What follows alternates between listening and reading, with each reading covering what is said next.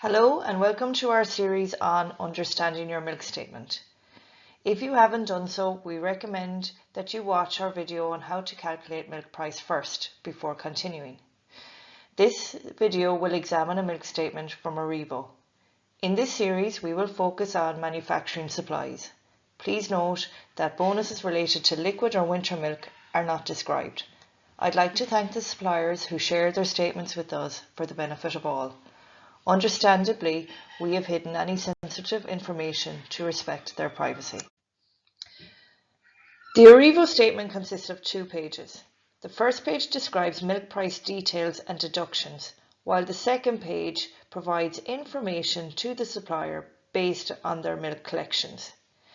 At the top of the first page, the price paid for fat and protein are outlined. These are the A and B values for the A plus B minus C milk price calculation. Unique to Aurivo, they quote the price based on the density of milk, which is 1.03 kilograms of milk in 1 litre volume. Thus, if calculating the milk price from scratch, the prices outlined here need to be divided by 1.03. The C charge per transport is costed at 3.813 cents per litre. In their base price calculation, Aurivo include their future milk bonus, which is worth 0.5 cents per litre, and a proportion of their protein bonus of 0.21 cents per litre. By right, this portion of the protein bonus should not be included in the base price calculation, as it would not apply to milk with a protein content of 3.3%. VAT is then added to the sum. The VAT rate changes from year to year. For 2025, the VAT rate is 5.1%. The standard price is the price paid for milk at 3.3% protein and 3.6% fat. The price for milk at 3.4% protein and at 4.2% fat is also outlined. Below that is the supplier's own information, the volume of milk supplied for the month and its equivalent value in terms of cent per litre, total value and euro value per kilograms of milk solids. The information in the statement table is specific to the supplier based on the volume and composition of the milk that was supplied in the month.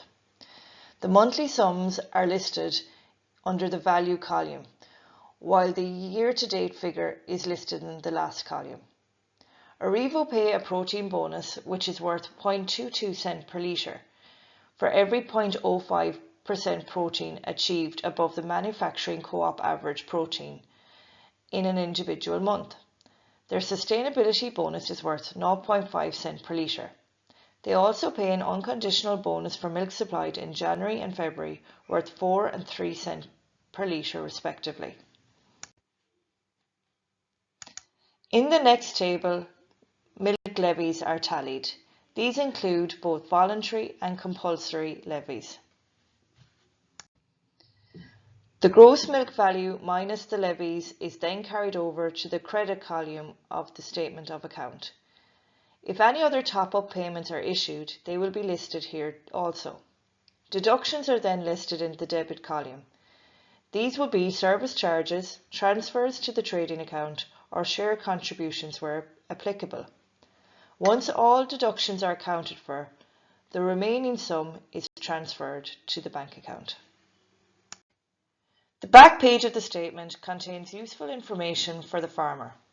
It compares the supplier's milk composition and price to the co-op average and to the previous year. It also compares it to the top 50 suppliers and the highest price paid in the co-op. It then describes the volumes of milk collected at each milk collection and the average TBC and SCC for the month. On the milk history table, the supplier's data is presented for the previous 12 months and year-to-date values in terms of milk quality and composition. The last table compares the volume of milk delivered for the month and year-to-date versus the previous year. And that's it. If you have any further queries, please email info@ifa.ie. Thank you for listening.